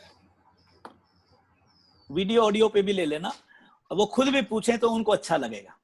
ठीक है सर। एक चारू पोपली जी हैं, उनका ये प्रश्न है कि योग करने के बाद भी मेरी बॉडी में पेन रहता है। ये उनका प्रश्न है, योग करने के बाद भी मेरी बॉडी में पेन रहता है। वो वीडियो उनका नहीं आ पा रहा अभी मेरे पास। कोई बात नहीं, पर सैनी जी, हाँ जी सर। मैं पोपली जी को ये कहना चाहूंगा कि योग पेन को ठीक नहीं करता, योग जीवन को ठीक करता है। हाँ जी सर। पेन का कारण क्या है पहले उसका पता चले। माना कि उसके शरीर में कोई डेफिशिएंसी है किसी कारण से, तो उस डेफिशिएंसी को भोजन के द्वारा भी ठीक किया जा सकता है, उसको सोने के घंटों को सुधार करके भी ठीक किया जा सकता है, उसको दिनचर्या की गलतियों को भी ठीक करके किया जा सकता है। वो पहले अपनी दिनचर्या पर नजर डालें, उनके सोने के घंटे, सोने का समय, भोजन की क्वालिटी और उनके स्ट्रेस लेवल क्या है। अगर हम स्ट्रेस बनाते ही रहेंगे तो वो भी अच्छी बात नहीं है। जहां तक योग की बात है, योग हर तरह के दर्द को ठीक करता है, बशर्ते या कि उसे श्रद्धा और विश्वास के साथ नियमित रूप में अपनाया जाए। जब नियमित रूप से हम साधना करते हैं तो शारीरिक पीड़ा नहीं, जीवन की सारी पीड़ाएं ठीक होती है। धन्यवाद सर, बिल्कुल आपने आशा उनको संतुष्ट कर दिया होगा, और संतुष्ट हो ही गए होंगे। सर कुछ फोटो आने में कोई दिक्कत आ रही है कि हमारे सुनील तलवार जी हैं, उनका कोई बात नहीं, आप प्रश्न बतलाते रहिए। हाँ, उनका प्रश्न ये है सुनील तलवार जी का कि हम किसी प्राणायाम को कितना करें जिससे हम ये समझ लें कि अब ये कोरोना से रिलेट किया उन्होंने प्रश्न को कि कोरोना वाली बीमारी को अब हम कंट्रोल में लाते कितनी आवृत्तियां करें, कितना समय लगाएंगे, उनका प्रश्न है। अगर मैं अभी पीछे मेरा एक कार्यक्रम हुआ था, अभी फिर मेरा कार्यक्रम है परसों सुबह, मेरा 11 बजे एक संबोधन है 1.5 घंटे का। हाँ जी सर। वो लेकिन पता नहीं मुझे लिंक वो पब्लिक के लिए इशू करेंगे तो मैं आज पूछ लेता हूँ। ठीक है। MIT यूनिवर्सिटी में है मेरा, और अभी एक मैंने ग्वालियर में जीवाजी यूनिवर्सिटी के अंदर लेक्चर दिया था, वो लिंक मैंने सबको भेजा था, आपने देखा कि? हाँ जी, आया था सर, देखा था। बहुत सुंदर कार्यक्रम था वो। इसमें ये कहना कि किस प्राणायाम को कितनी देर किया जाए, ये प्रश्न तो मैं इससे तो सहमत नहीं हूँ। ये अलग अलग साधक की अलग अलग क्षमता होती है और हर प्राणायाम की अपनी एक अलग प्रकृति होती है। अनुलोम विलोम प्राणायाम को आप 10 मिनट का भी कर सकते हैं, और मैं मान करके चलता हूँ अग्निसार क्रिया आपकी 5 मिनट की भी बहुत है। तो ऐसे अलग अलग प्राणायाम पर अलग अलग समय। हाँ, मैं जो हमारा स्टैंडर्ड है 1 घंटे की साधना भारतीय योग संस्थान की, वो हमारी एक स्टैंडर्डाइज साधना है। आजकल हम घर में हैं, समय है, आप प्राणायाम में 10 मिनट अपनी व्यक्तिगत साधना में बढ़ा सकते हैं, क्योंकि आजकल केंद्रों में तो साधना होती नहीं। हम वहां 10 मिनट करते हैं। आप प्राणायाम का अभ्यास डेली कम से कम 20 मिनट सुबह कर लीजिए और 10 से 15 मिनट शाम को कर लीजिए। आधा घंटे का प्राणायाम का अभ्यास, हमें ये बिल्कुल सत्य है कि हमारी प्रतिरोधक शक्ति को इतना ऊपर उठा देगा। पर आसनों का अभ्यास बहुत जरूरी है। तो मैं अपनी अंतरात्मा से बोल रहा हूं कि अगर भगवान ना करे हम कोरोना में फंस भी गए तो हम बचने वालों की श्रेणी में अग्रणीय रहेंगे। बस ये बात समझे। सकारात्मकता भी तो कोई शक्ति होती है, और योग से बड़ी सकारात्मक ऊर्जा कहीं और से मिल ही नहीं सकती। जो व्यक्ति इस समय योग साधना का पूरा मुरीद बना हुआ है, वो अपने दिमाग से कोरोना का डर पूरी तरह से खत्म कर दे, ज्यादा बढ़िया रहेगा। सावधानियों को ये ना सोचे कि आसन प्राणायाम करता हूं तो अब बिना मास्क के घूमूंगा सड़क के ऊपर, सैनिटाइजर यूज नहीं करूंगा, सोशल डिस्टेंसिंग मेंटेन नहीं करूंगा। मैं अंधविश्वासी नहीं हूं, आडंबर में मैं विश्वास नहीं करता। योग को भी साइंटिफिकली जब तक जीवन में दोनों चीजों में अगर संतुलन नहीं बनाएंगे, हम धोखा खा जाएंगे। चलिए आगे। सर एक गाबा जी है, सुनील गाबा जी, उनका प्रश्न ये है, क्योंकि कुछ दिक्कत टेक्निकलिटी की वजह से वो नहीं हो पा रहा। उनका गाबा जी का प्रश्न ये है कि यदि हमें आसन या प्राणायाम में से चुनना हो, समय नहीं है, या कुछ लोग ऐसे हैं जो शारीरिक अक्षमताओं की वजह से आसन नहीं कर पाते, तो वो किसे चुने, वो कौन से प्राणायाम चुने, या क्या प्राणायाम अकेला सक्षम है हमें ले जाने के लिए? मैं इस चीज से सहमत नहीं हूं। यम नियम आसन प्राणायाम प्रत्याहार धारणा समाधि अष्ट अवंगानी, साधना के 8 अंग हैं। हम आसन और प्राणायाम पर आकर के टिक जाते हैं। आप मुझे बताइए, जब हम बीमार हो जाएंगे, कोरोना हो जाएंगे, 14 दिन के लिए अस्पताल में दाखिल होंगे, फिर टाइम कहां से आएगा? नोट कमाने के लिए हमारे पास टाइम है, परिवार को चलाने के लिए हमारे पास टाइम है, हर काम के लिए हमारे पास टाइम है, टीवी देखने के लिए हमारे पास टाइम है, घंटों मोबाइल पर काम करने के लिए, बोलने के लिए हमारे पास टाइम है। अरे वो नाव जो मुझे इस भवसागर से पार कराएगी, वो नाव जो मुझे इस जीवन का आनंद दिलाएगी, वो नाव जो मुझे उस ईश्वर की अनुभूति कराएगी, उस पर चढ़ने के लिए मेरे पास टाइम नहीं है। वेद सैनी, बहुत मुझे पीड़ा होती है। मैं इसको, मेरी बात का बुरा नहीं मानेंगे गाबा जी, मैं हाथ जोड़ के प्रार्थना करता हूँ। ये देखिए, मैं गाबा जी को हाथ जोड़ रहा हूँ, ये कभी जिंदगी में मत बोलो अच्छे काम के लिए समय नहीं है। आप संसारिक, अगर हमारे पास संसारिक कार्यों के लिए समय, तो जिस चीज को हम प्राथमिकता देते हैं उसके लिए समय होता है। आप जीवन में सुबह योग साधना को समय दीजिए। आप, मैं गारंटी से कहता हूँ, 8 घंटे नींद करने वाला आदमी 6 घंटे में पूरी नींद कर जाएगा। 2 घंटे बचेंगे, 1 घंटा साधना कीजिए, 1 घंटा अपने संसारिक कार्यों पर लगाइए, पहले से ज्यादा काम करने की क्षमता आपके भीतर बढ़ जाएगी। रही बात आसन और प्राणायाम में चयन करने की, ना ना ना ना ना ना, आप यकीन मानिए, अगर आप 2 मिनट में 1 राउंड या 1 मिनट में 1 बार राउंड सूर्य नमस्कार का करते हैं तो 10 मिनट के अंदर 10 राउंड लगते हैं। जो व्यक्ति 10 राउंड सूर्य नमस्कार के कर लेता है, जिस दिन समय की कमी है, और उसके बाद 2 मिनट का कर लो शवासन और 10 मिनट के कर लो प्राणायाम, आप 20 मिनट की, अगर आपकी फ्लाइट निकल रही है, आप 20 मिनट की साधना करके आप और अपना टैक्सी में बैठ करके फ्लाइट पकड़ लो, मैं गारंटी से कहता हूं कि उस दिन आपकी साधना हो गई। लेकिन ये कभी मत कहिए कि हमारे पास समय नहीं है। अति उत्तम सर, मुझको लगता है मैसेज लाउड एंड क्लियर मिल गया होगा और वो अपने मन से उनके संशय भी खत्म हो गए होंगे। सर, एक पूर्णिमा शर्मा जी हैं, उन्होंने एक प्रश्न पूछना था, लेकिन उन्होंने आभार व्यक्त किया है कि उनके प्रश्न का उत्तर उन्हें मिल चुका है। उनका प्रश्न ये था कि क्या हम प्राणायाम करते करते साधना ध्यान की तरफ बढ़ सकते हैं? आपने बहुत सुंदर तरीके से व्याख्यान कर दिया है, उन्हें संतुष्टि हो चुकी है, उन्होंने कहा कि मुझे जवाब मिल चुका है। हमें ध्यान में जाने के लिए शारीरिक और मानसिक स्थिरता चाहिए होती है। आसन हमारे को शारीरिक स्थिरता और प्राणायाम हमें मानसिक स्थिरता देता है।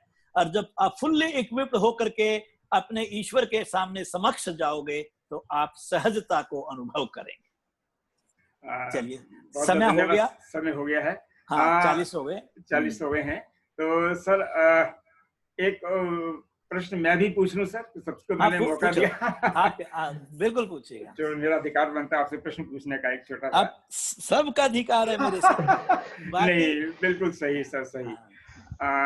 सर, मेरा प्रश्न ये है कि हम प्राणायाम करते करते क्या ये हमारी स्थिति आ सकती है, या प्रश्न को मैं थोड़ा हटा रहा हूँ सर, इस प्रश्न को मैं, दूसरा प्रश्न मेरे मन में एक और ज्यादा उत्तेजित मुझे कर रहा है बार बार पूछने के लिए। वो प्रश्न ये है कि हम, आपने बताया सर, प्राणायाम से इम्यूनिटी, कोविड-19 को फाइट करने के लिए आपने बहुत सुंदर तरीके से, ईश्वर प्राप्ति के अलावा आपने, हमारा जो मन का सब्जेक्ट था, विषय था कि क्या प्राणायाम से कोविड-19 से अगेंस्ट इम्यूनिटी हम प्राप्त कर सकते हैं या नहीं कर सकते हैं, आपने बड़ी सुंदरता से, सुंदर शैली में हमें क्लियर कर दिया।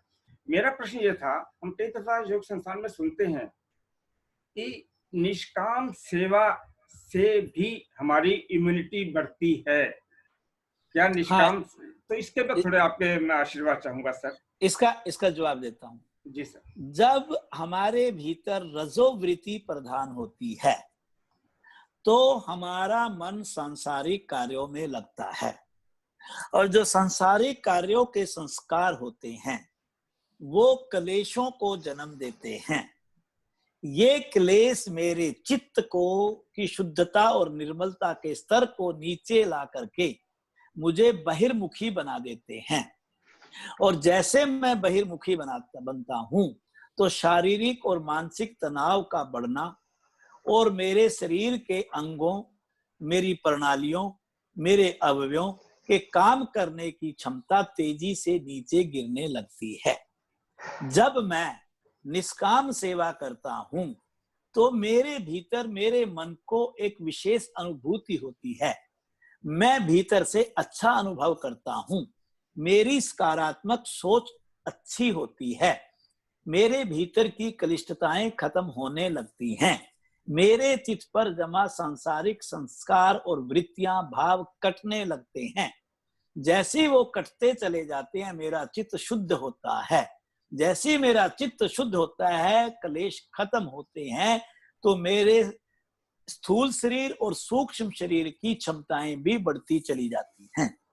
अर्थात मेरी ग्रंथियों से नकारात्मक स्राव नहीं बनते, अच्छे स्राव और गुणात्मक स्राव बनने से आप ये मानिए कि आपकी प्रतिरोधक शक्ति ही नहीं बढ़ेगी, आपकी जीवन शक्ति बढ़ जाएगी, और जीवन शक्ति बढ़ने से कोरोना जैसी बीमारी तो बहुत पीछे है। आपके अंदर, जिसके अंदर शक्ति ईश्वर से मिलने की आ जाए, कोरोना शक्ति क्या बिगाड़ सकती है उसका, आप कल्पना कीजिए। बहुत बहुत धन्यवाद सर, बिल्कुल बिल्कुल सिंपलिसिटी से आपने क्लैरिफाई किया। मैं अपने सभी पैनलिस्ट से क्षमा चाहता हूं कि उनके मन में कुछ प्रश्न होंगे, पर घड़ियां रुक नहीं रही है, बड़ी तेजी से चल रही है, घड़ी की स्पीड लगता है बढ़ गई है आज, तो समय भागता जा रहा है। तो बहुत बहुत आपका आभार। हमारे बीच हमारे नवीन गुप्ता जी, जो दिल्ली कार्यकारिणी के सदस्य भी हैं, वो किसी कारणवश थोड़ा देर से जुड़े हैं, लेकिन समय पर फिर भी जुड़ गए थे। मैं नवीन जी आपका स्वागत करता हूं कार्यक्रम में, और आपसे निवेदन भी करता हूं कि कृपया करके हमारे पास शब्द नहीं है धन्यवाद करने के, लेकिन प्रोटोकॉल है तो हम धन्यवाद अवश्य सबका करें। श्री नवीन गुप्ता जी। आज के इस सफल प्रवचन के लिए धन्यवाद माननीय देशराज जी, महामंत्री भारतीय संस्थान, और जयप्रकाश जी, संगठन मंत्री दिल्ली प्रांत का भी धन्यवाद, जो आपने इतनी सुंदर साधना हमें कराई। और इस कार्यक्रम को सफल बनाने में धन्यवाद वेद सैनी जी का, जिन्होंने बहुत सुंदर संचालन किया, तीरथ सिंह जी, विजय अग्रवाल जी, जिन्होंने ये प्लेटफॉर्म हमें प्रोवाइड किया, और उनके साथी श्री प्रमोद जी भिवानी से, जो आज के इस कार्यक्रम का संचालन कर रहे हैं, और हमारे समस्त कार्यकर्ता अधिकारियों का, तीनों जिलों का, जिन्होंने आज इस कार्यक्रम के संचालन में हमें सहयोग दिया। कुछ सूचनाएं, योग मंजरी का नया अंक प्राणायाम विशेषांक आ चुका है, तो आप सभी से विनती है कि आप सभी अपने अधिकारियों से उसे प्राप्त करें। और संस्थान में योग सामग्री का और साहित्य का वितरण आरंभ हो गया है।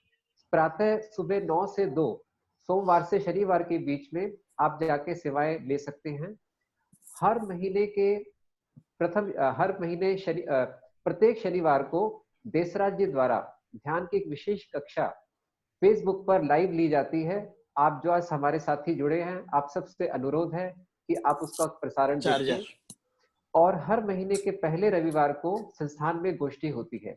आज भी गोष्ठी का कार्यक्रम प्रातः 8 बजे जूम पर होगा। आज का विषय है श्रद्धावान लभते ज्ञानम। पुनः आप सभी का बहुत बहुत धन्यवाद। आगे का संचालन श्री वेद सैनी जी। श्री नवीन गुप्ता जी, इस सुंदर धन्यवाद के लिए आपका भी बहुत बहुत धन्यवाद। और सबसे बड़ा धन्यवाद परमपिता परमेश्वर का, जिसकी असीम कृपा से निर्विघ्न हमारा कार्यक्रम संपन्नता की ओर बढ़ रहा है। माननीय श्री देशराज जी का धन्यवाद मैंने पहले ही कहा था, हम कर नहीं पाएंगे। हम केवल ईश्वर से प्रार्थना कर पाएंगे कि सर आप 100 वर्ष की स्वस्थ आयु जिए कम से कम, ताकि आपने भी विश्व को बहुत बहुत कुछ देना है, हम उससे वंचित ना रहें। 100 वर्ष की स्वस्थ आयु जिए, 100 वर्ष तो मिनिमम मैंने कहा है, इससे ऊपर आप जाएंगे। हम सबकी शुभकामनाएं आपके साथ। और कार्यक्रम को समाप्ति को ले जाते हुए नवीन जी से निवेदन कि नवीन जी शांति पाठ करवाएंगे। श्रीमान नवीन। दोनों हाथ ज्ञान मुद्रा में, एक लंबी ओम ध्वनि, पश्चात मिलकर शांति पाठ। श्वास भरें,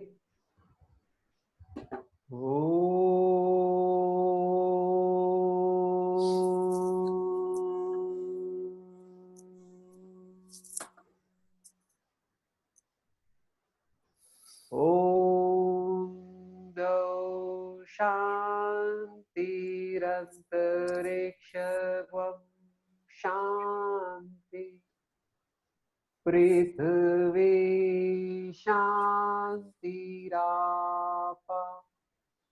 शांतिरोषधयः शांति, वनस्पतयः शांतिर्विश्वे देवा शांति, ब्रह्म शांति, सर्वगं शांति, शांतिरेव शांति, सामा शांतिरेधि। ओम शांति शांति शांति।